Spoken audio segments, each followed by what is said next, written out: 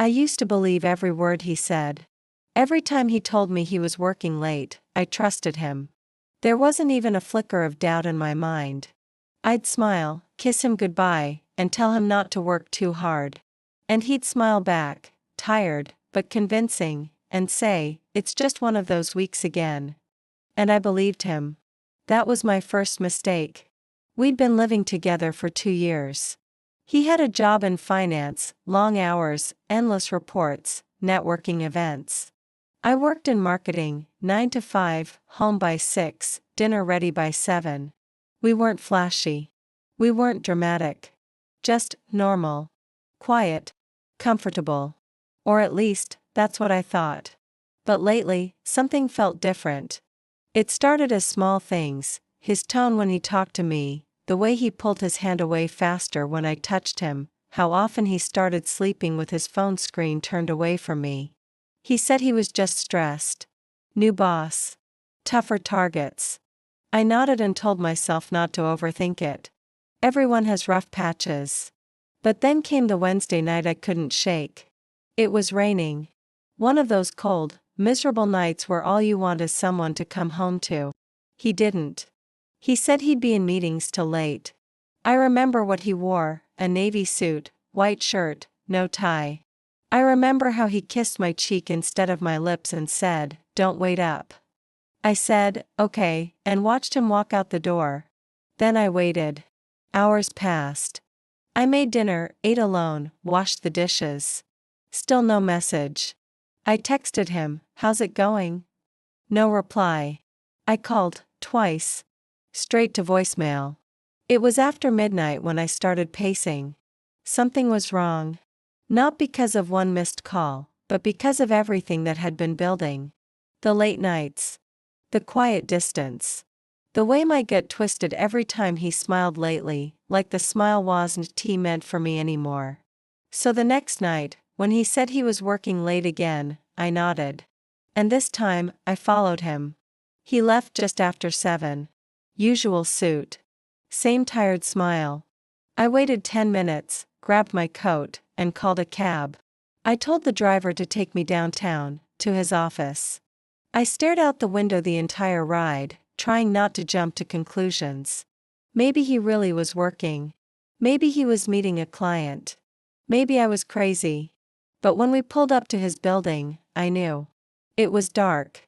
The entire floor he worked on, not a single light on. The parking lot, almost empty.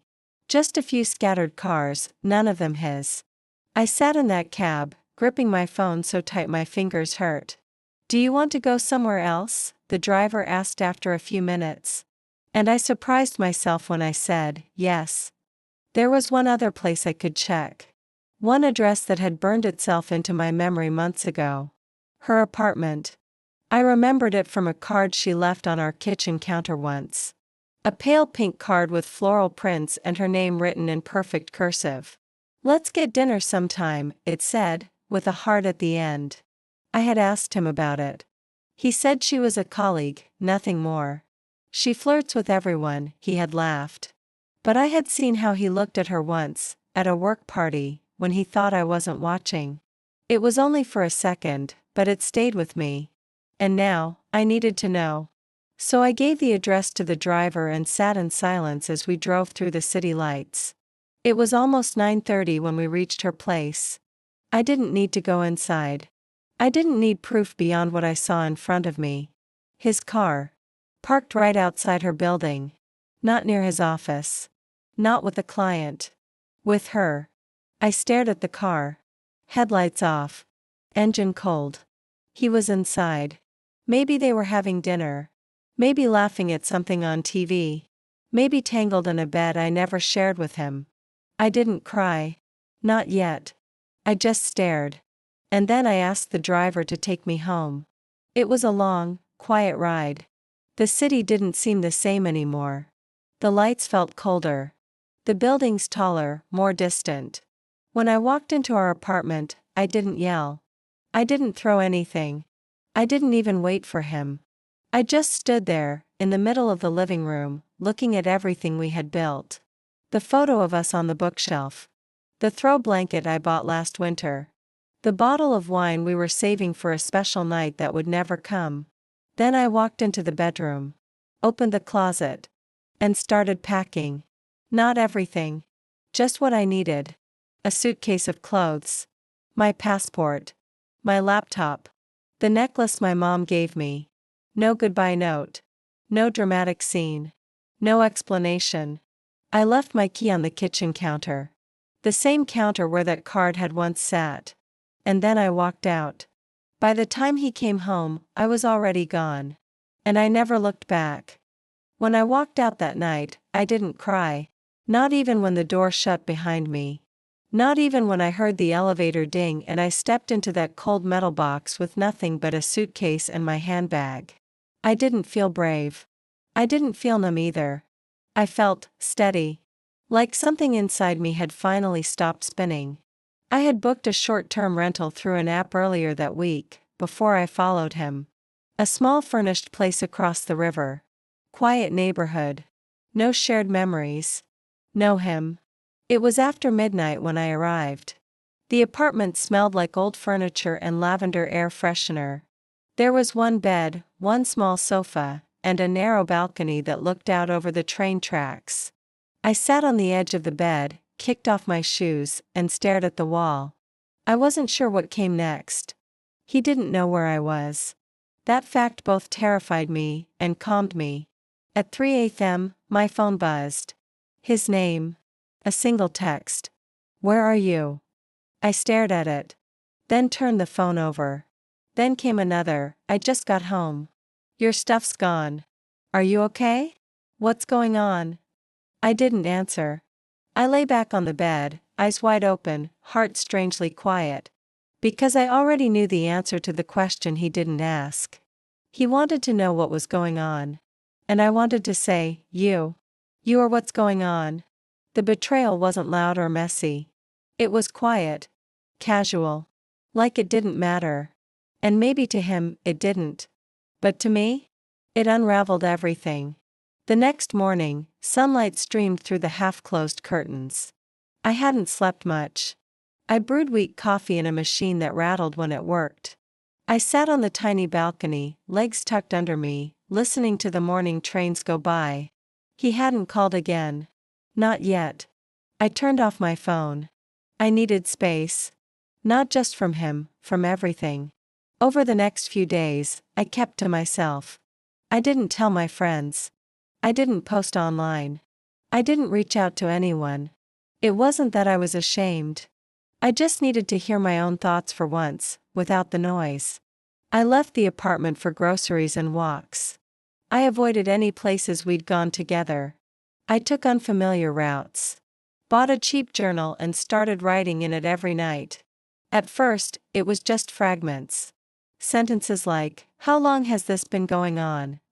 Did he ever love me, or just the version of me who never asked too many questions? What was the exact moment I stopped feeling like I mattered? Then full paragraphs poured out. Pages. I remembered all the nights I'd made excuses for him. How I'd feel disappointed when he canceled plans but forced myself to smile. How I'd overcompensate, cook his favorite meals, wear the dress he liked, stay quiet when I wanted to scream. I remembered how many times I gave him the benefit of the doubt. Because love is patient. Love is kind. Right? But love isn't blind. Not forever. The fourth night away, he sent another message. I know you're mad. Please call me. I just want to explain. Explain. That was his word for it. I didn't want his explanation. I didn't need to hear about how it just happened or it didn't mean anything. I didn't care if it was emotional or physical or somewhere in between. What mattered was that when I was at home, waiting, trusting, he was somewhere else, lying. He made choices. Every day. Every night. And now I had made mine. I went to the bank that Friday. Closed our joint savings account. Transferred what was mine into a new account under my own name. Quietly. Legally. I called my job, updated my emergency contact. Removed him from everything. One form at a time. I even emailed the landlord of our old apartment. Told them I wouldn't be renewing the lease. They didn't ask questions. Just said okay. Each action, no matter how small, felt like a thread being pulled out from the fabric of our life together. And each thread I pulled tightened something inside me.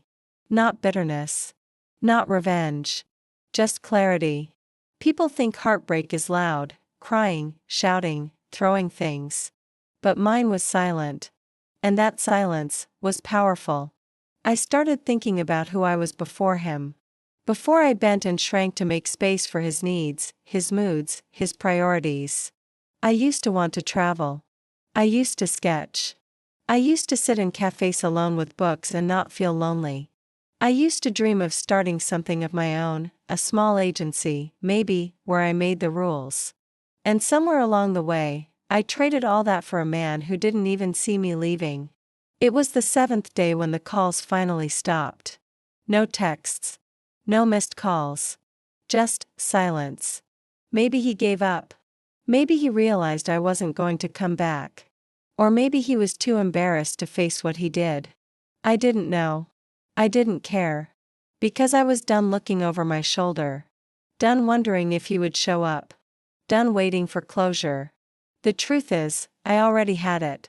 He gave it to me the moment he parked outside her apartment that night. I just didn't realize it until I saw the car. A week passed. Then another. And just like that, he became a ghost in my story. Not because I forgot, but because I chose not to carry him with me anymore. I went from checking my phone every few hours to forgetting where I had left it.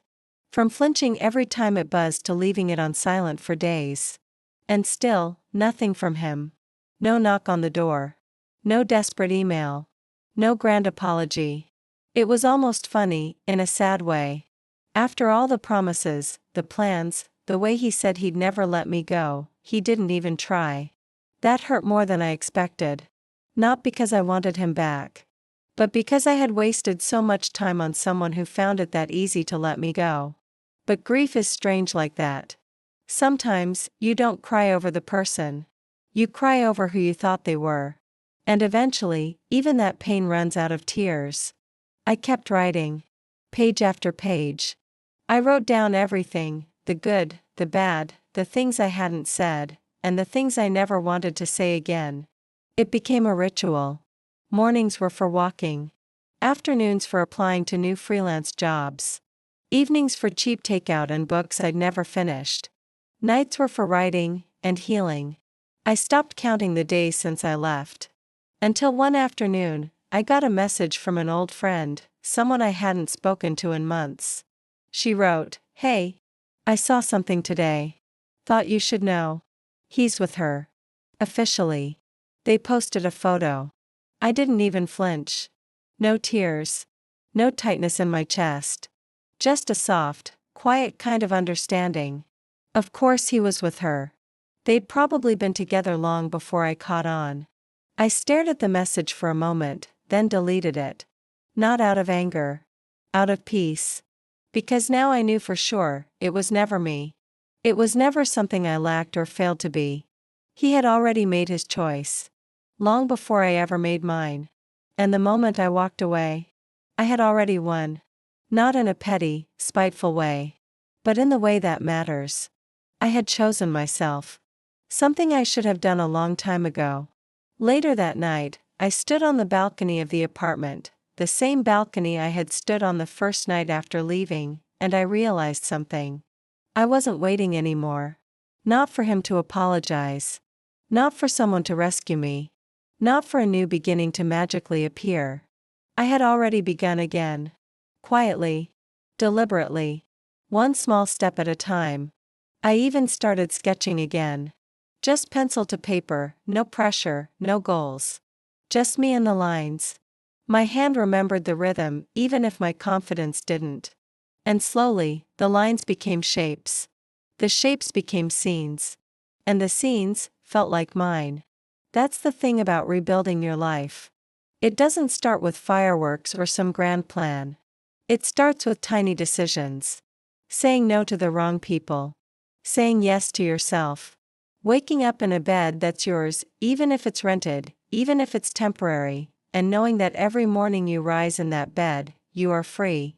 Free from guessing. Free from proving your worth. Free from carrying someone else's guilt like it's your burden. A month later, I got a call from an unknown number. I don't know why, but I answered. His voice was the same. Calm. Polished. Too careful. "Hey," he said. "I was hoping we could talk. Just once. No drama. Just closure." Closure. The word tasted stale. As if he was the one who needed healing. I let the silence sit for a few seconds. Then I replied, simply, "We already had closure. The moment I saw your car outside her building, I got all the clarity I needed." He sighed on the other end. "It's not what you think." I just wanted to explain. I cut him off. "I'm not interested in explanations. Not anymore." There was a pause. Then a quiet, "You really don't want to talk?"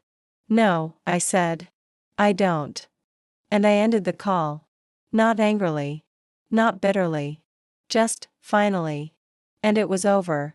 Truly, fully, finally over. He would go on with his life. Maybe with her. Maybe not. It didn't matter. Because I was already living mine, without apology, without explanation, without him. Some endings don't need fireworks. Just a door closing. A phone put on silent. A woman walking away, and not turning back. 2 months had passed since I left. 63 days, to be exact. I had started counting the days without him, not to torture myself, but to measure something else: distance. Emotional. Mental. Even physical. And with each day, that distance grew. Not out of hatred. Not even sadness. Just space, the kind that brings peace. In the beginning, it felt strange to walk through a grocery store alone. I would pass by the things he used to love, the snacks, the drinks, the frozen meals only he ever ate, and my hand would twitch, like it still remembered how to reach for them. But I didn't. Instead, I picked up things I hadn't bought in years. Green tea I liked but he didn't. That almond milk brand he always called too expensive. Fresh flowers, just because I wanted them in my kitchen. It's amazing how much of yourself you lose in someone else's preferences. And even more amazing how quietly you start reclaiming those lost pieces. One morning, I woke up before sunrise. There was no reason. I wasn't rushing to make coffee for him. I wasn't waiting for his alarm to go off. I just opened my eyes. And felt like getting up. The city was still asleep. The sky was ink blue. I stood on my tiny balcony with a blanket wrapped around me and watched the sun stretch across the horizon. And I realized something. I hadn't felt anxious in days.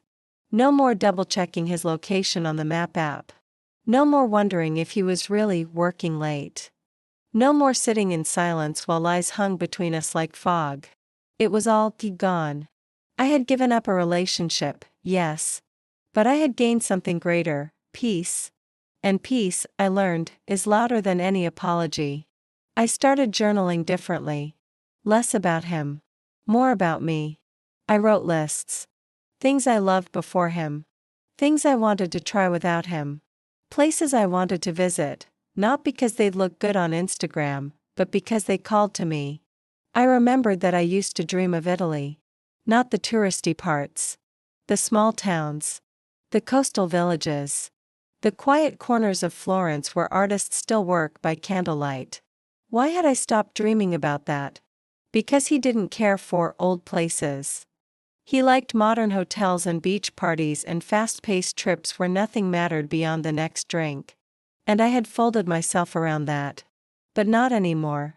I applied for a remote work visa. Just to see. I looked into short stays in Europe. Just to imagine. And for the first time in years, I started planning a future that had nothing to do with we. Just me. That shift, from we to me, changed everything. It was subtle. But powerful. I no longer had to wait on anyone's decision. I no longer had to ask permission to live. A friend of mine called me out for dinner. We hadn't spoken in months. She had been abroad, unaware of everything. Over dinner, she looked at me and said, "You look new." I laughed. I feel reborn. I didn't give her the full story. Just pieces. I didn't need to retell the betrayal anymore.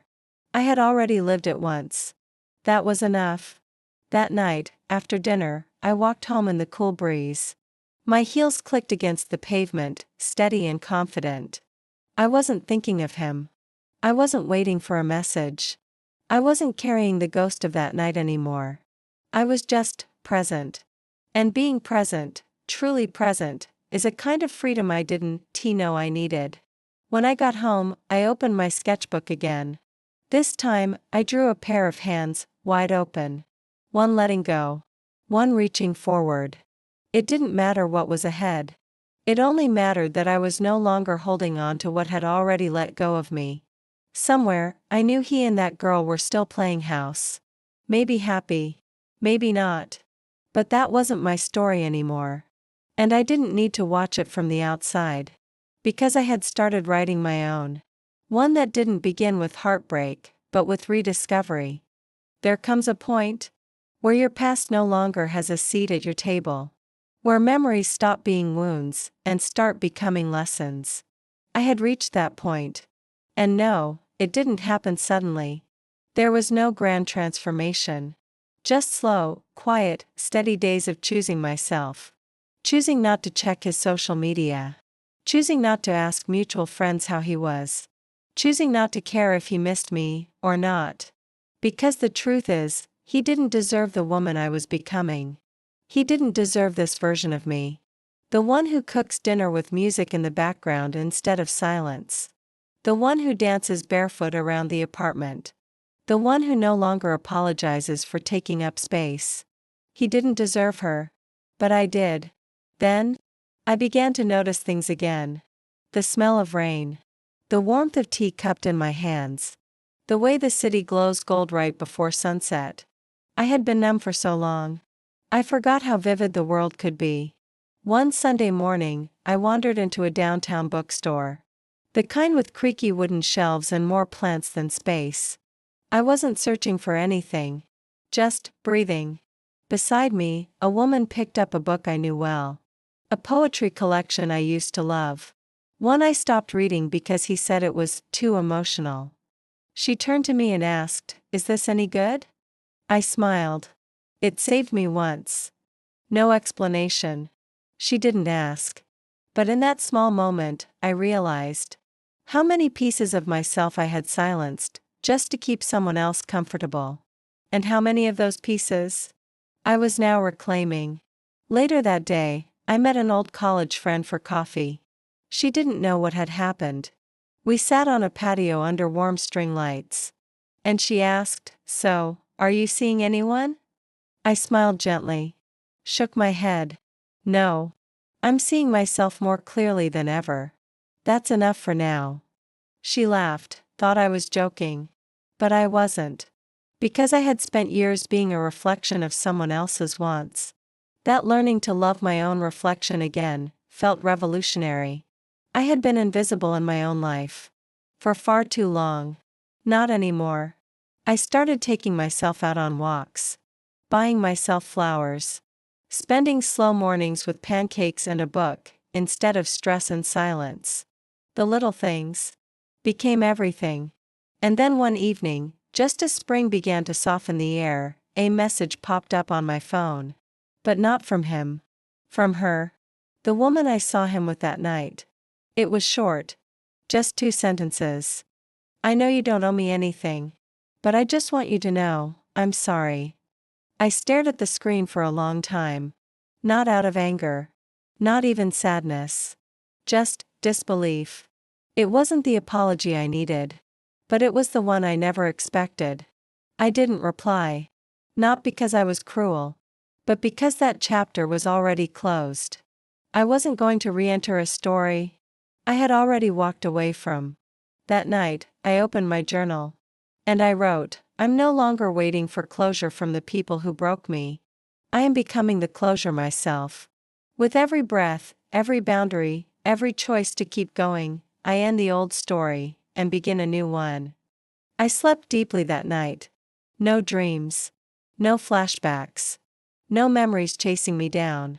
Just rest. The kind that only comes when your heart is finally at peace with your own decisions. And for the first time since it all began, I didn't wake up with a weight on my chest. I woke up light. Empty in the best way. Empty of confusion. Empty of resentment. Empty of him. It had been almost 6 months since I walked away. The woman I was then wouldn't recognize the woman I had become. She was exhausted, questioning her worth, clinging to a love that drained her. I am steady now. Not hard. Not bitter. Just whole. Some people wait for closure to come from outside. But I learned, the most powerful closure is the one you create for yourself. And just as I stopped needing anything from him, he showed up. It was a Tuesday afternoon. A regular day. I was walking out of a small art exhibit when I saw him, across the street, leaning against a car I didn't recognize. Older. Tired. Like someone carrying the weight of something they finally realized they lost. He saw me. Our eyes locked for a brief moment. No wave. No smile. He walked over. "Can we talk?" His voice was softer than I remembered. Unsure. Like he didn't know how to stand in front of the woman I was now. I nodded once. Not because I owed him anything, but because I knew I was ready. We sat at a bench nearby. The sun was warm. The breeze gentle. It was too beautiful a day for anything dramatic. He looked down at his hands. "I thought I was doing the right thing," he began. "I thought, maybe I just needed something different. I was wrong." I said nothing. Sometimes silence isn't passive. It's power. "I keep replaying that night," he said. "You saw me. You didn't yell. You didn't cry. You just left." I looked at him then. "You lied to my face. You told me you were working late. But you were with her." He swallowed hard. "I know. I hate myself for it." I shook my head. "I don't hate you. I don't even think about you much anymore. That's not hate, that's healing." He looked stunned. Like he expected anger. Or tears. Or something louder than calm truth. "But I miss you," he whispered. I nodded slowly. "I get that. But you're missing someone who doesn't exist anymore."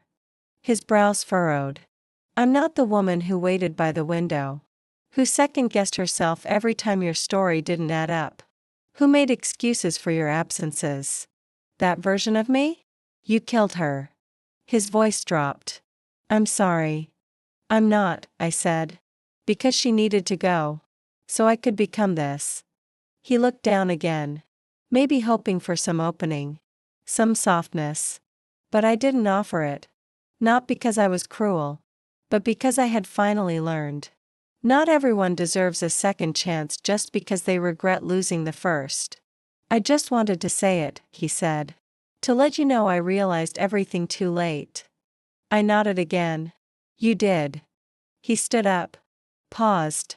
"Goodbye," he said. I looked at him one last time.